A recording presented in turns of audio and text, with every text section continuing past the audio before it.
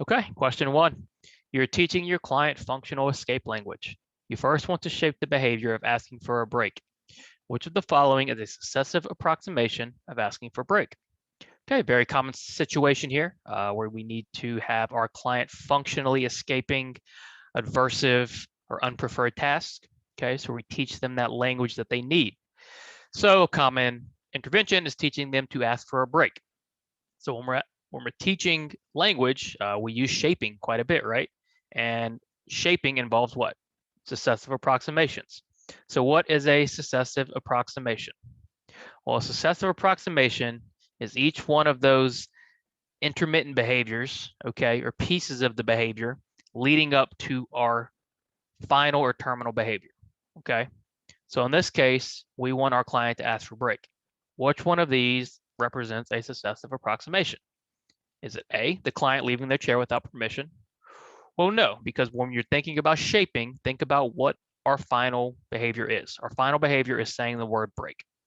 The client leaving the chair without permission doesn't get us any closer, okay? We can't reinforce that. A is wrong. B, the client making the br sound during an escape scenario. Yeah, exactly, right? If they make that sound, we can reinforce that, okay? And we're getting closer to them saying the full word break. And that is shaping in a nutshell, right? That's exactly what a successive approximation is. B is a fantastic answer. However, we always read all our answer choices. We want the best answer. So C, the client asking to go to the bathroom during work. It's the same problem as A. We're not getting any closer to our final behavior, which is asking for a break. And then D, none of the above. No, because B is our answer, okay? B is a very strong answer. It represents shaping very well. Question 2. Linda is attempting to get her client to answer basic math questions, 1 + 1, 2 + 1, etc. Before Linda asks the client a math question, she first asks the client to touch their nose, jump up and down, and give her a high five. Linda then asks the client the math question. What procedure is Linda using? Okay, so think about the situation. Linda is asking math questions, which are assumingly more difficult than what? Touching nose, jumping up and down, giving her a high five. If Linda is asking the client to do those first 3 tasks in quick succession and then asking the math question, what is Linda doing? Well, she's building up behavior momentum, right? She's building up this momentum, okay, in order to evoke the behavior she actually wants to see. Linda knows the client can touch the nose, jump up and down, and give her a high five. That's not what she wants. She wants the momentum from those tasks leading to asking the math question. So what is this procedure called? Is it A, high probability request sequence? Exactly, right? This is a high P request sequence, okay? We're asking high probability task, okay, or request first, build a momentum, and then we ask our low probability request, okay? So sometimes you might see this as high P, low P sequence, high P sequence, high probability request sequence. All those work, okay? A is what Linda is using. It's not a low probability request sequence. It's definitely not shaping. We just went over shaping, and it's not task chaining, okay? So Linda is implementing a high probability request sequence in order to get her client to answer her math question, which is the target skill. Again, the target skills are not touch nose, jump up and down, give high five. Those are to build momentum, to have the client evoke and display the target skill.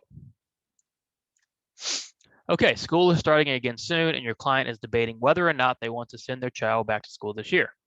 During your most recent session, they ask you what you think they should do. What is the best response? Okay, so this is a pretty common situation given our recent events in the world, right?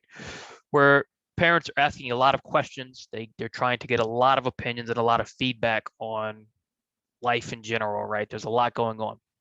So when your client asks you, okay, hey, I don't know if I want to send my child back to school this year. What do you think? How should you respond? As the RBT, what is your primary role? As the RBT, your primary role is implementation of programs and then assistance to the BCBA, okay?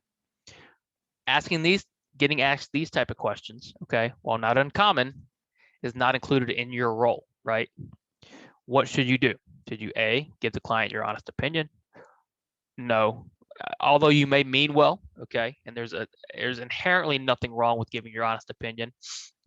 You don't want to be responsible, okay, for the client choosing something, okay, and something going wrong, okay. That's not part of your role, right? It's just not. It's not communicating right, okay. So A is just not what you would do in this situation. B, tell your client you're uncomfortable giving your opinion on that question. Okay, that's a decent answer, right?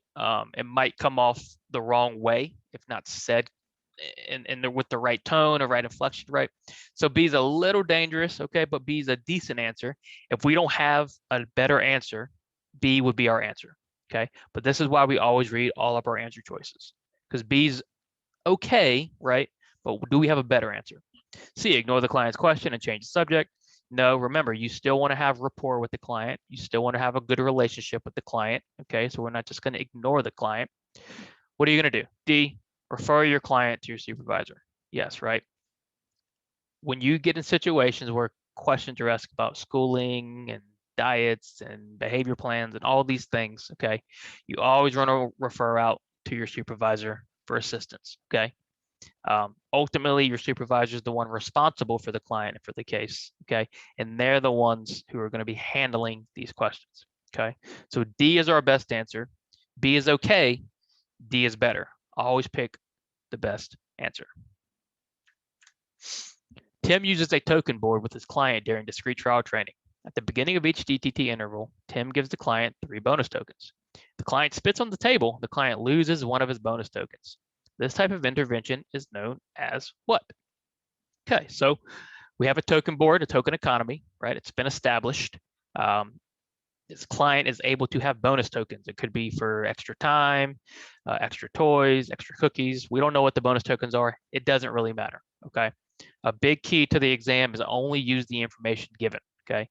Don't start adding information to the question. All we know is it's a token economy and DTT. The client can lose bonus tokens. If the client can lose tokens, what is that called? It's a very specific definition, okay? And this is one of those questions that may appear difficult if you just started studying, but if you've been studying and you're fluent in our terms and definitions, you actually should be able to answer this question quite quickly because it's basically a definition question. What do we call it when a client loses something or something is taken away, okay, in response to a behavior, okay, when we take away a token? What do we call that? Is it negative reinforcement? Well, no, we're not trying to increase the spitting, right? So it's not reinforcement. Is it functional communication training? We're not teaching any sort of communication. No. C, response cost. Yes, exactly. This is exactly what response cost is, okay? You're in a token economy. You take away a token in response to a maladaptive or unwanted behavior, you have implemented response cost, okay? So this is a definition question disguised as a scenario question, and you're going to get a lot of those, which is why it's so important to know your terms and definitions, because when you look at this question, you don't see this scenario, you just see the definition of response cost. You answer this question in 20 seconds, and you're moving on, okay? And then, of course, it's not generalization training. We're not generalizing anything. So our answer is C. That's a very easy question if you're fluent in terms and definitions, okay? If you struggled with this question, go back, review our study guide, okay? Review the task list, and come back and try this question again. You report to your BCBA that your client has started to escape from work demands. Your BCBA asks you to operationally define the escape behavior. Which of the following answer choices will be the best operational definition? Okay, so we need an operational definition of escape behavior. How do we define our terms? What does the task list say? We want to define our behaviors in observable and measurable terms. Okay, so when your BCBA asks you to define escape, how are you going to do that? A, when I give my client a demand, they try and get out of the demand. That doesn't tell us a whole lot, right? All we know is they're trying to get out of the demand. We don't know when it happens. We don't know what it looks like. How can I observe and measure trying to get out of the demand when I don't even know what it looks like? So remember, part of the reason we're operationally defining behaviors is so that anybody can come in and observe what we're trying to measure, okay? If your operational definition is good, anybody can come in and know exactly what you are trying to observe, okay? So A is just too vague. It doesn't tell us anything. B, during group DTT, I placed a demand on my client and they escaped the demand for 2 to 5 minutes. Okay, this is much better, right? We're getting closer, okay? We know it's during group TT. We know you're placing a demand, and then we know the length of the demand, okay? Can we make this definition better? Let's see. C, when presented with the demand during group TTT, the client will slide out of their chair, crawl under the table, and lie down on their back. Now we're talking, right? This is what the behavior looks like, okay? This is what we're looking for. This is better, okay, than B, because now we know what escape looks like, okay? And that's what we're really looking for. We want to operationally define the escape behavior. And this is what it looks like. You present a demand, client slides out their chair, crawls under a table, and lies on their back. Everybody listening to this video can visualize that, okay? And that's what you're going for with an operational definition. You're trying to paint a picture, okay, of what that behavior looks like. So when you go to measure it, you know exactly what you're looking for. C is great. And then D, when presented with the demand, the client becomes upset. Okay, you should stop reading there, right? We're not putting feelings in an operational definition. We're not putting opinions. We're not putting thoughts, mentalisms, any of those things. It's an operational definition, observable, measurable. You want it complete. Okay, the best answer here is C. Mike loves going to the batting cages. In order to start the pitching machine, Mike must put in 2 tokens.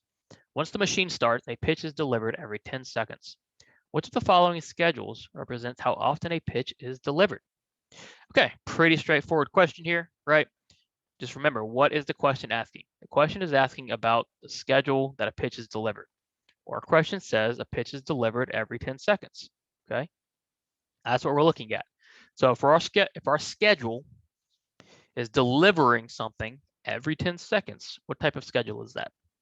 Is that A, continuous reinforcement, or continuous schedule? Nope, we're not continuous, right? Because every 10 seconds is obviously not continuous. Remember, continuous happens constantly for every response. That's not what's happening here. We have a time schedule, okay? So what we're really looking for is an interval schedule. So B, fixed interval 10 seconds.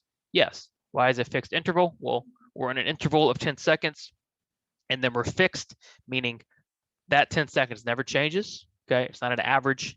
It's not rotating. It's not alternating. It's not adjusting. Simply a fixed schedule of 10 seconds. Every 10 seconds, that pitch is delivered, okay, no matter what. That is a fixed interval, 10 seconds. What is variable interval 10 seconds? That would be if the pitch was delivered every 8 to 10 seconds, or on average, every 10 seconds, right? We don't have an average. It's not ever, it's every single time, okay? And then FR2, of course, right? That's 2 responses to get reinforcement.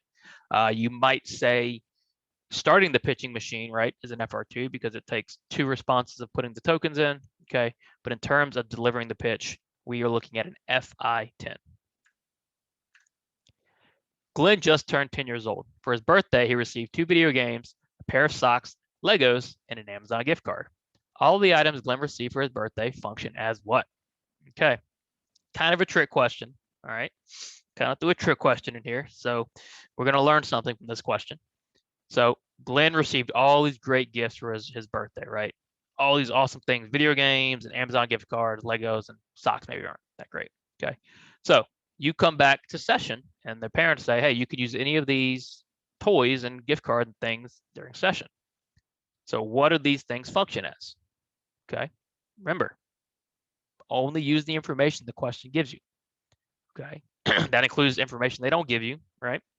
So are these things reinforcers? Well, how do we know if something's a reinforcer? We know something is a reinforcer or a punisher, right? If it impacts the behavior, okay? We don't know how these things are changing behavior. We don't know what effect these things, these items have on behavior. We can't reasonably say these are reinforcers. We don't know how they're going to change Glenn's behavior. In order for something to be a reinforcer, it has to change the behavior, right? It has to increase the behavior. We don't know what these items are going to do. So A is wrong. B, preferences. Do we know what Glenn likes? Have we done any sort of preference assessments? No, right? We have no idea, okay? Same with C. Are they potential motivators? Again, we have no idea, okay? We use preference assessments to find potential motivators, okay? We can't reasonably assume Glenn likes all these items the same, or socks going to function as a motivator, right? As a reinforcer, as a preference. We don't know. That's why we run preference assessments. We run preference assessments to identify potential motivators, and then we run reinforcer assessments to identify reinforcers. Before you do those two things, you don't just go in and start assuming all these items function as reinforcers or preferences, okay? You're getting ahead of yourself. You're making assumptions, okay? So our correct answer here is D, unable to determine, not enough information, okay? Tricky question, right? But I think you can learn something from that question. RBTs must know how to manipulate antecedents in order to impact behavior change. One way to accomplish this is manipulating motivating operations. Which of the following answer choices is not associated with motivating operations? Okay, so what is a motivating operation? Well, it comes before the SD, okay? It makes you want or not want something, okay? And how do we manipulate motivating operations? Well, A is one way, satiation, right? You have enough or too much of something and you get quote unquote tired of it, okay? So if you eat too much cake, you satiate on cake and the motivation to eat more cake or earn more cake goes down. So A is associated with motivating operations. B, deprivation is the opposite of satiation. If I deprive you of cake, okay, and you love cake and I don't give you cake for 3 weeks, and then I offer you cake and you only have to complete 2 chores, okay, your motivation to earn that cake is much higher because you've been deprived of cake, okay? So deprivation is associated with motivating operations. So A and B are associated. What about C, increased future behavior? Well, what increases future behavior? Consequences increase or decrease future behavior, okay? Antecedents don't have an effect on the future behavior, okay? Reinforcement, which is a consequence, increases future behavior, okay? So C is not associated with the motivating operation. D is alter the value of a reinforcer, and that's what a motivating operation does, right? It makes the reinforcer more valuable or less valuable based on, your satiation level, your deprivation level, okay? So the answer choice not associated with motivating operations is C, increase future behavior. This is a more challenging, more technical question, okay? So if you were able to get this one right, very good, okay? That's a really good sign. Okay, operational definitions are essential to good behavior treatment. Which of the following answer choices is a key component of an operational behavior definition? We just went over this, okay? Hopefully this question is very straightforward, okay? We just talked about it. What are our operational definitions doing? We want our operational definitions to be able to be read by anybody, a novel observer, and then being that novel observer knows exactly what behavior you're looking for and exactly what we're trying to measure, okay? So in order to do that, what does our operational definition need to include? What does it need to be? Does it need to be observable? Absolutely, right? That's the whole point, right? We want observable behaviors. Does it need to be measurable? Absolutely. We want observable and measurable behaviors. We want behavior we can see, we can measure, okay? And then we want behavior that is repeatable, okay? If a behavior happens once, it doesn't do us any good to operationally define it, okay? We want behavior that happens over and over again, okay? This definition needs to be repeatable, okay? It needs to look the same each time, okay? That's why you want to be as thorough as possible so we know exactly what we're looking for. So operational definitions need to be observable, they need to be measurable, and they need to be repeatable. So our answer here is D, all the above. Okay, you're working on color identification with your 3-year-old client. During DTT, you ask your client to touch blue and then provide a consequence. You ask your client to touch blue again and provide another consequence. You run this trial 6 times in a row. This type of DTT procedure is best described as what? Okay, so another DTT question. What are you doing here? What kind of DTT are you doing? Well, you're saying touch blue, providing a consequence, touch blue, providing a consequence, touch blue, consequence, touch blue, consequence, touch blue, consequence, touch blue, consequence. You're running the same trial over and over again. No distractors, okay? Nothing. It's the same trial over and over again. What is that called? Is it A, incorrect? Nope, this is a perfectly fine way to run DTT. Is it B, mass trials? Yes, mass trials. You're running that same acquisition target repeatedly over and over. Remember, that's one of the benefits of DTT is we can run the same trial over and over, okay? So this is an example of mass trials. What are distractor trials? Distractor trials are when you mix in trials that aren't the scale acquisition target. So if your target is touch blue, and then I mix in a find dog, okay, that's a distractor trial. And then naturalistic DTT, no, okay, there's no naturalistic DTT, right? Naturalistic teaching and DTT are two different types of teaching. So our answer here is mass trials. Okay, I hope you enjoyed that. If you did, please like and subscribe. That supports me, that helps me out. If you're looking for our study materials, check out our website, rbtexamreview.com. I'll be back Friday, and then 3 more videos next week. Okay, any comments or questions, leave them below. Happy to help, or email me. Other than that, keep working hard, keep studying hard, and I'll see you soon.